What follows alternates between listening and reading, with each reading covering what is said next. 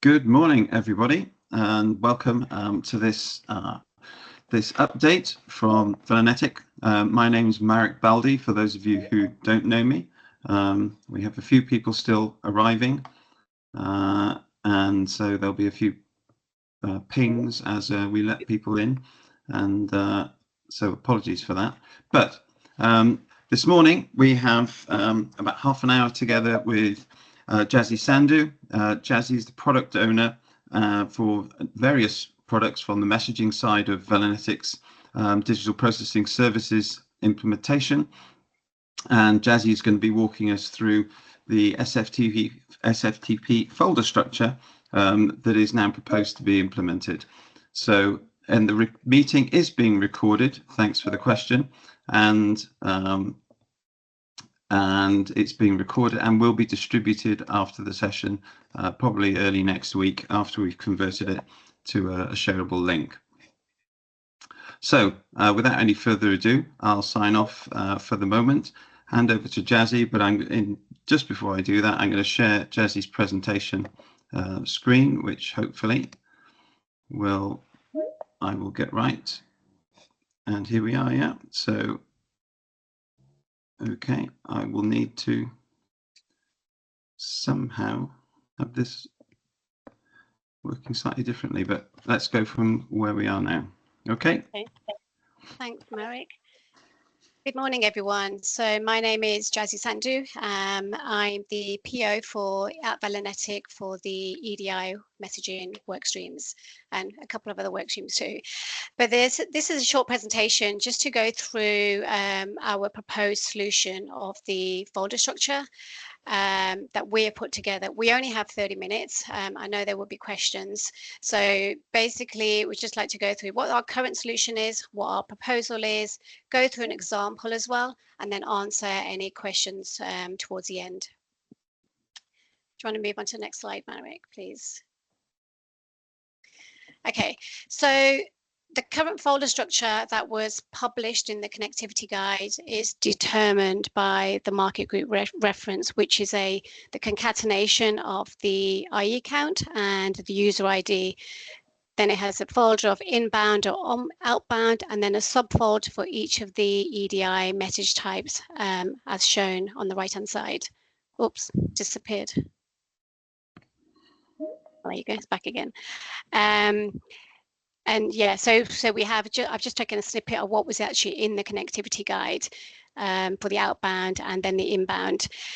However, this raised quite a few questions and issues from vendors and market participants during the first cycle of a Vanguard testing. We noted that most vendors don't have a multi-layer folder structure. So we looked at doing a deep dive. So we've actually picked up the lowest common denominator to actually ensure it minimized the work and the impact for the vendors and the market participants. So we took in all the feedback, looked at what can be done to actually simplify the DPS EDI folder structure. Can you move to the next slide, please? So our proposed solution is simple, basically. It creates a simple inbound and an outbound folder for all customers, as shown here, where it actually removes a subfolder and the market group reference as shown on the previous slide. So there is one SFTP login per party ID, which is for broker and customer, where the SFTP credentials were provided during the onboarding. So basically one SFTP connection and one set of credentials. So this is a simplification of the folder structure. It makes it more secure for each of the customers because you have your own credentials and your own access to the EDI message types. So everyone should have already have their credentials anyway.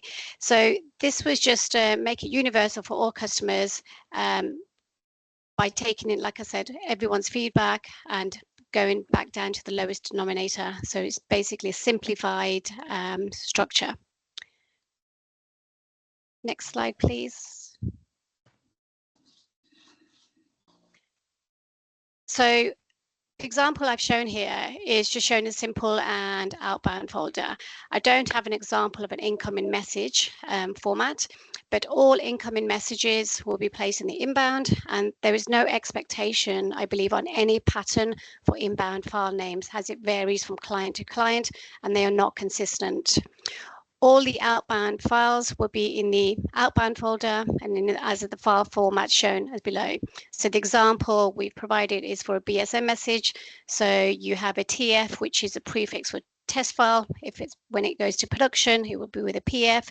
You have the IE account and the IE user. You have the signing, which identifies the file type or the message type. So that is for BSM, the date of creation, the actual date, so the actual date, and then the sequence number or the interchange control reference and .edi. So that is the format. So it's very simple. It's nothing complicated at all. And this is what we are looking to actually propose on this. We are finalizing the details at the moment, and in terms of the estimation and of the work that will be required by allocating resources, once we have done this and once there's any further feedback, we will then look at providing some customer deployment dates. Obviously, we will have to go into our normal RTL, 2 weeks SIT, 2 weeks UAT, then obviously be able to provide that further into the Vanguard environment. So that is it, really. That is a very simplification of the folder structure. There's nothing complicated. We're trying to make it more secure, trying to give everybody a universal concept. But over to the floor now for questions. I'm sure there will be questions, but that's it for me. Marek? Yeah, I'm just getting back to where we are here. So I think we should be back in the room. Are there any questions? Do we have any in the chat? Let's have a look. Let me see what we've got in the chat. So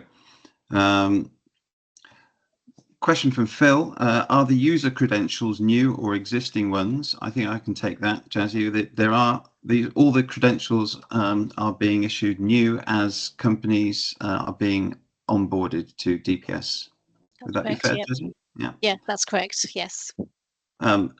The second question from Darren is, what is the structure of file names for Accord for All? I think this isn't obviously to do with the file structure or the folder structure of SFTP. I know there was some guidance around EDI file name structure, which is contained in the specifications published. Is there anything, Jazzy, you think that we'll be publishing regarding the format of Accord for All file names, please?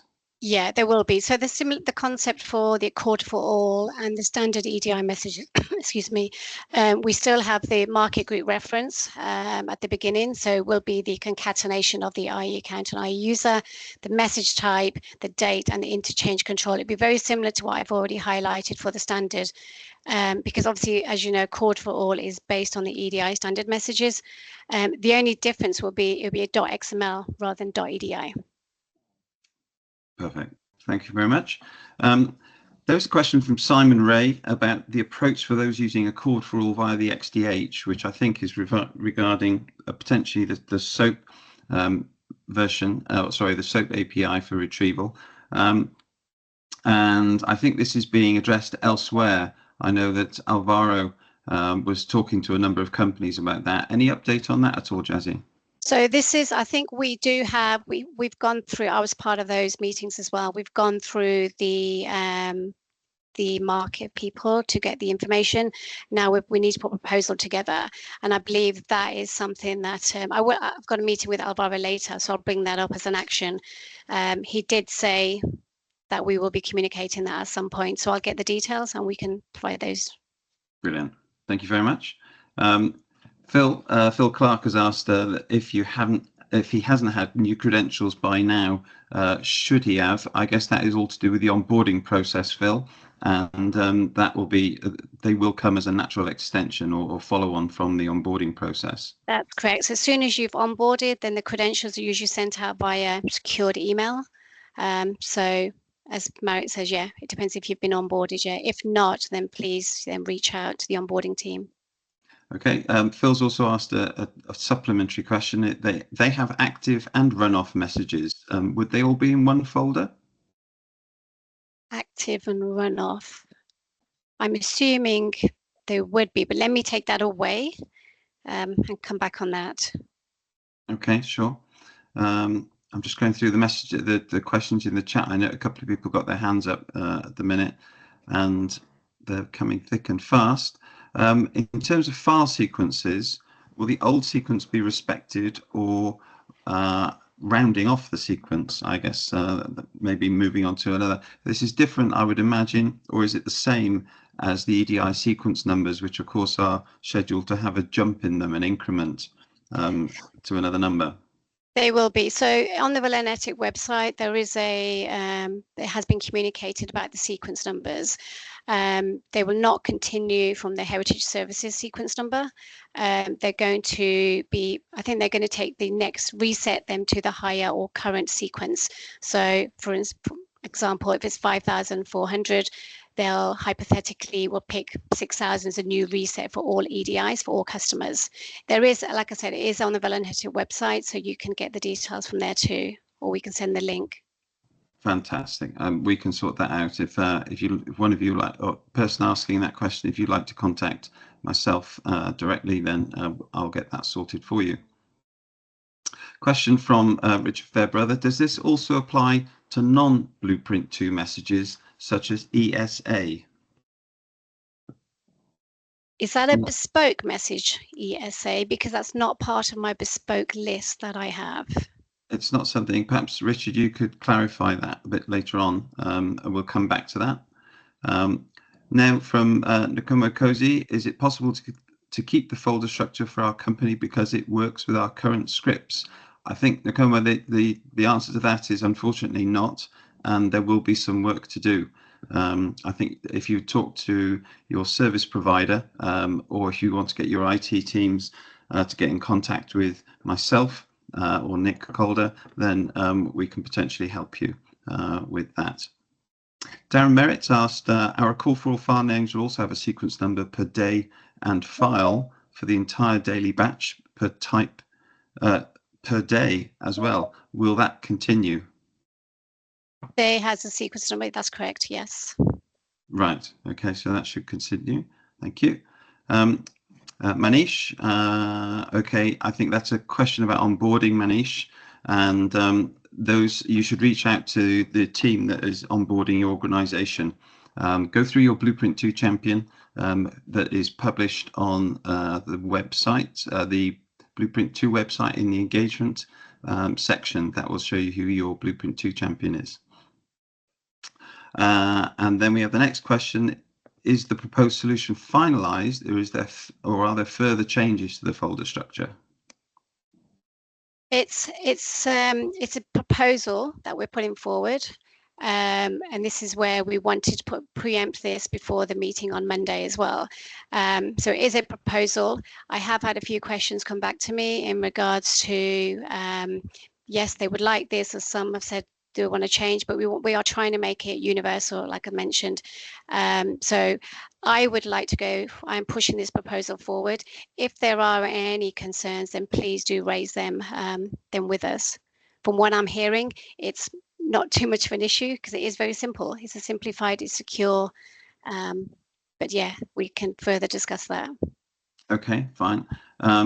Then similarly, does this proposal mean one pair of folders per SFTP credential? And would that mean that an organization can only have one SFTP credential? Yeah, at the moment, the way it's all set up is one organization with one set of credentials. Okay. I guess that's something to look into as well, potentially.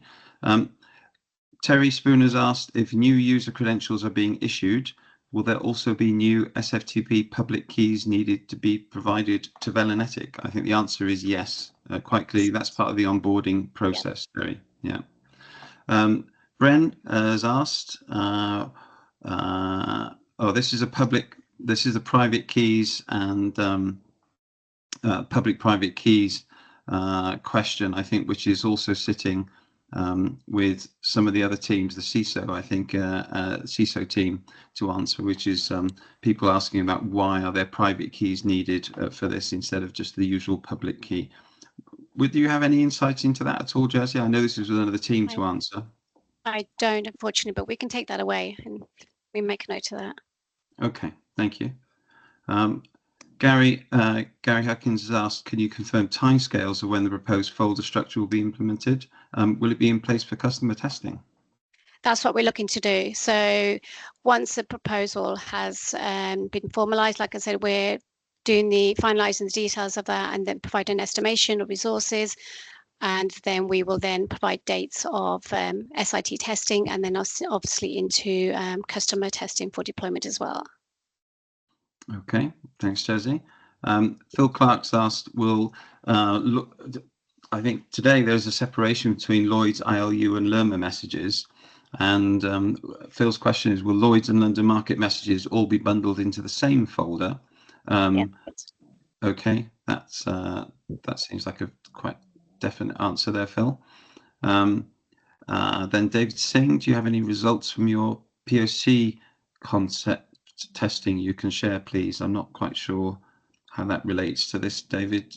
Perhaps you could expand quite separately, and we'll pick that up later.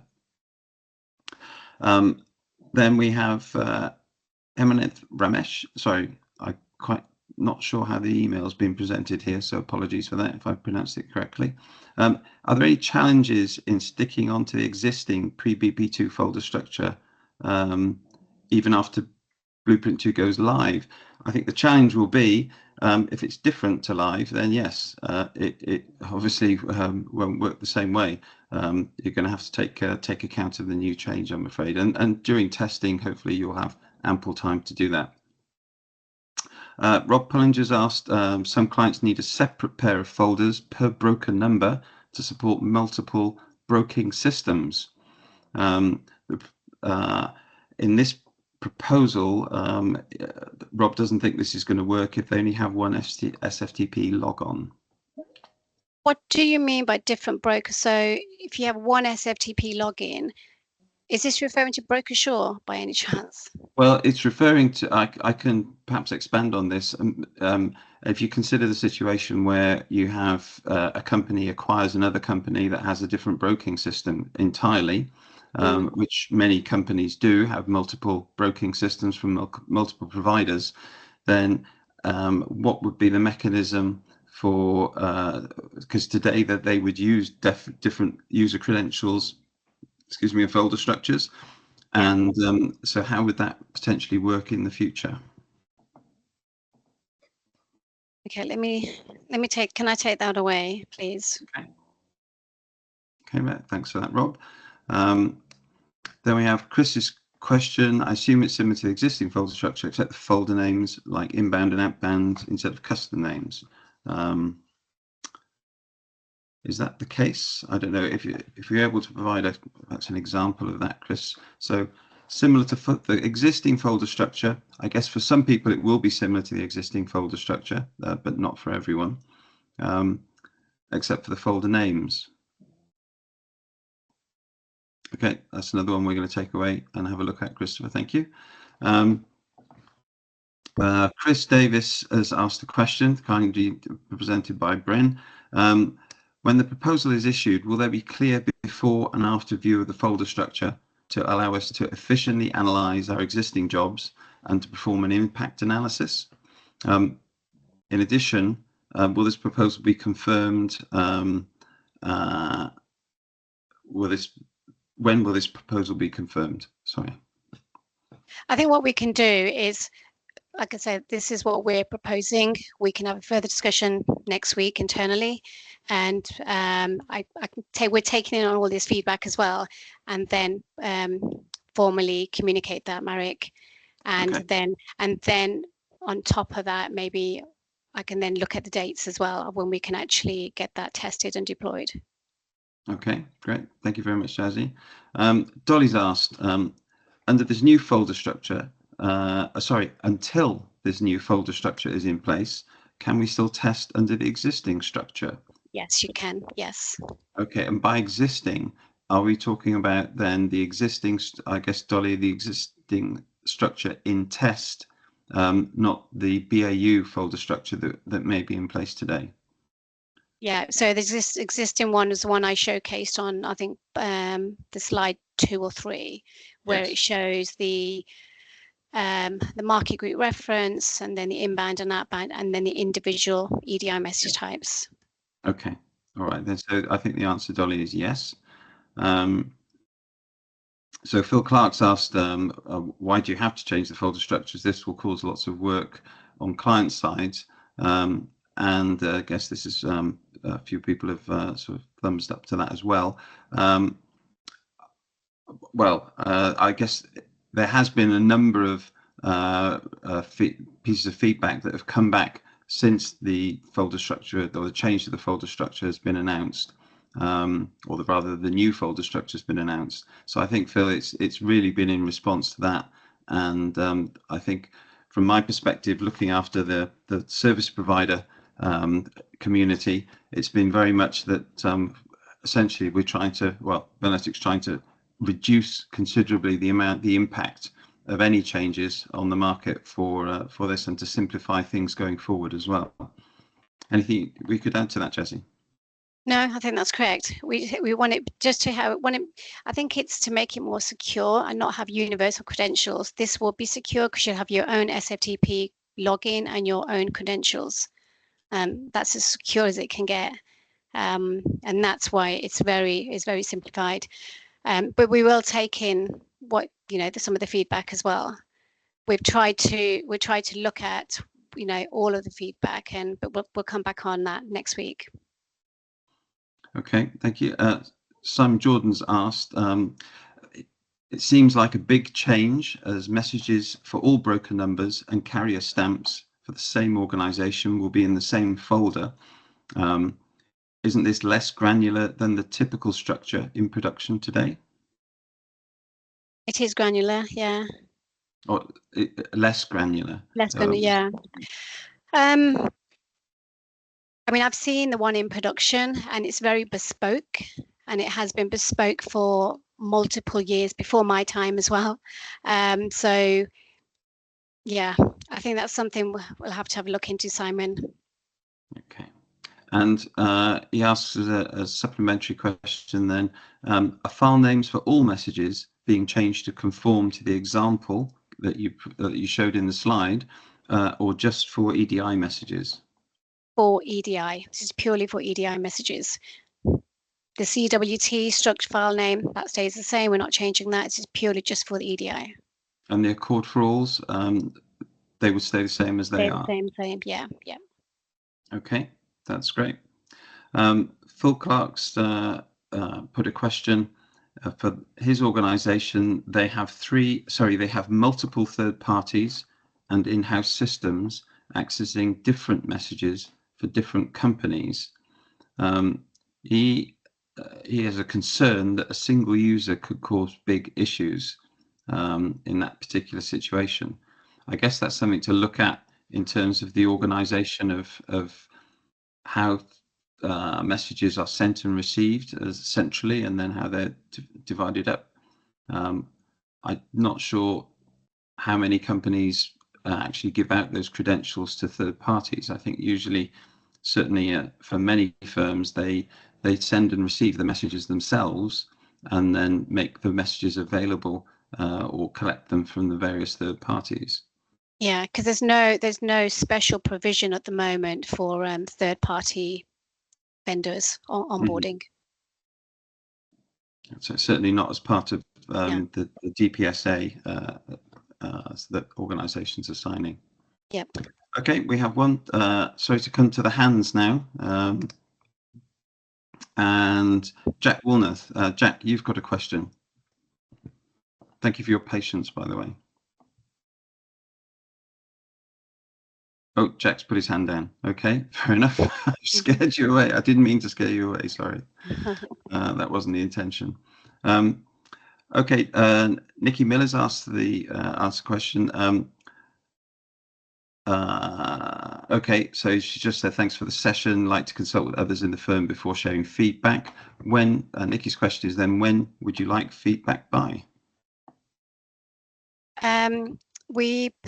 If we can get feedback by middle of next week, that'd be great. Thank you. So by Wednesday. Okay, so by Wednesday, Nikki, if that's at all possible, please. Rob Pullinger's asked again, are market group references being changed from the values used in the current FOF and live environments, please? Sorry, what is the FOF? So I don't know what the FOF is. FOF is fix or fail. It's the test environment for the current live environment. Okay, all right, okay. So yeah, so the market group references that have been created in the current Vanguard environment they should be production IDs. We should have used them from what you call the copy live, I believe FOF is, right? Mm-hmm. However, we've noticed that some people who don't know the details have actually entered in random names. Going forward, these won't be used. We should be using the production IDs. So the ones that are in test environment will remain in test. Okay, so it sounds like the ones that are in the current live environment will transfer over to the new services. That's right. Yeah. Okay. These definitely the ones that in Vanguard would not be used in live. Okay, thank you. Simon Jordan's asked again, resetting sequence numbers for EDI messages at cutover was mentioned. Does this also apply to accord for all messages? Yes, it would be. Yes. Yeah, because they're based on EDI messages, the EDI same source data. Okay, that's thank correct. You. And Nikki's asked, when will I share this recording? That will be early next week, Nikki, when we've managed to churn the video recording through the